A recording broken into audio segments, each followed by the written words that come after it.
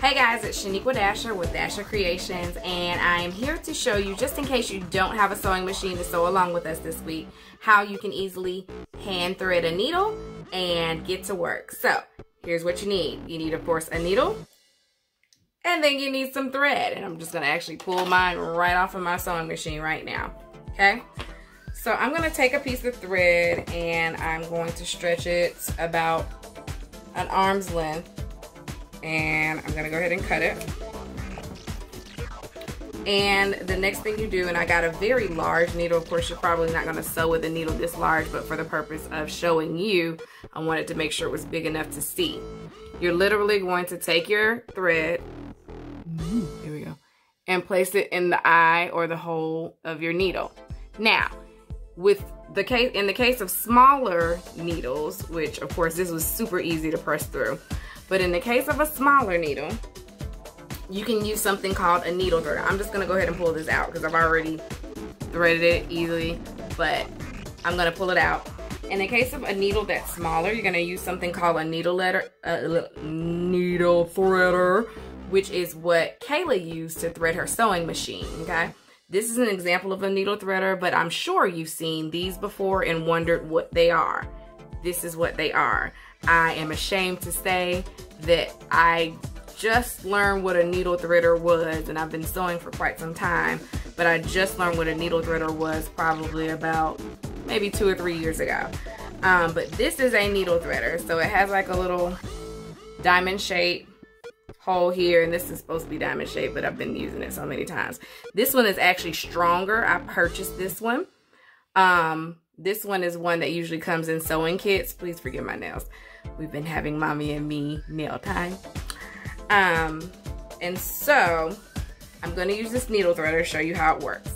So what you're gonna do is place the needle through the eye. That part is easy. So it's in there. So it's in there, right?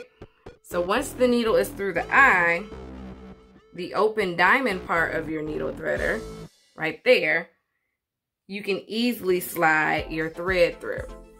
So I'm gonna slide my thread through that diamond part, and let's see, it's black thread, so it's a little hard to see.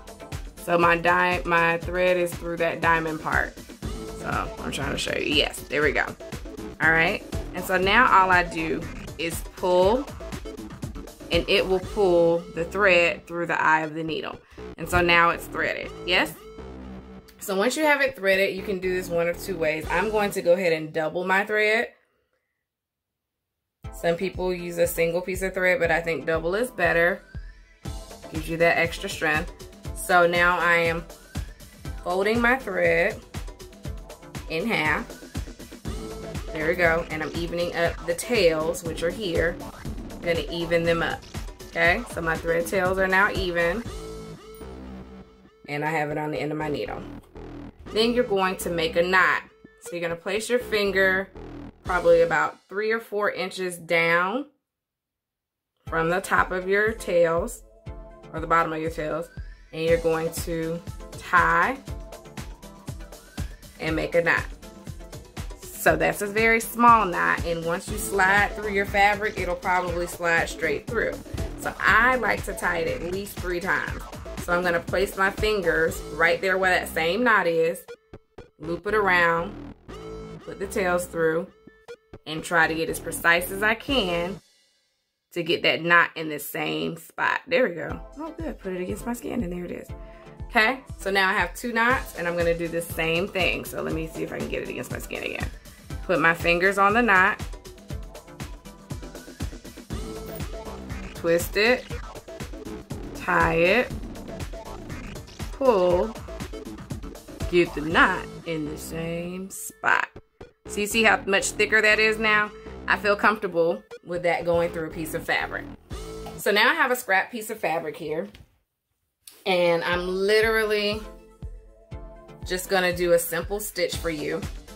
So I'm gonna fold this in half because we will be making some different things. And so that simple stitch will help you if you do not have a sewing machine. So I'm gonna go at the bottom of it, bottom of my fabric, coming through. And I'm gonna switch my stitch actually. Slide up. Ooh, that hole was, oh. Reminder, this is a very big needle. So the little knot that I just made for that big old needle is not gonna work. But I'm just gonna do it, make it happen. All right, so because this needle is so big, again, that knot is not nearly as big enough. So I'm gonna sew just a small stitch across and pull down.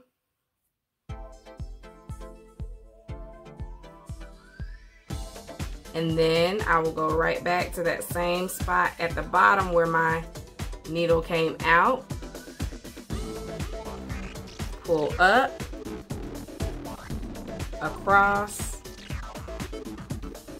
down. Then I'll go back to that same hole in the back. Hold on, we got loose. And it's loose back here because remember my knot was too big. I mean, my knot was too small for as big of a needle as this is, but I'm just kind of improvising. Slide it up.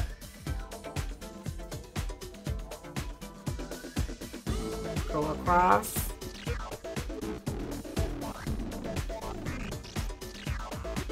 Come down.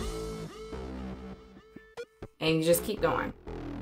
And then eventually you'll have a stitch all the way across as if you were sewing on a sewing machine. Okay, if you do not have a sewing machine. So here you go. Another way you can stitch is literally loop. So I'm just gonna go sideways.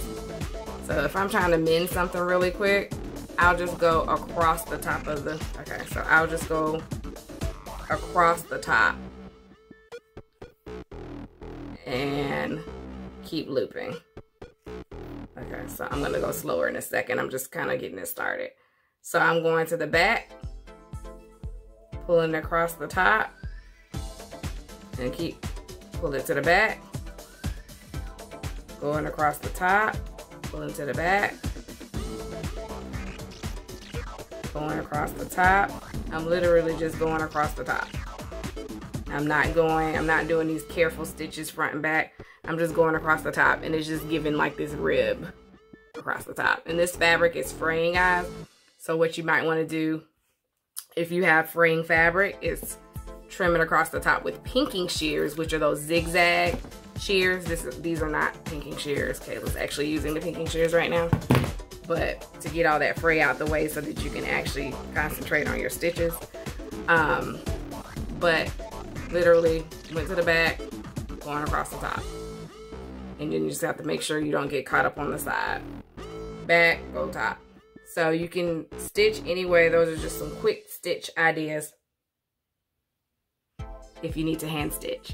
All right, guys. So I hope to see you soon with some of our sewing projects we're doing this week.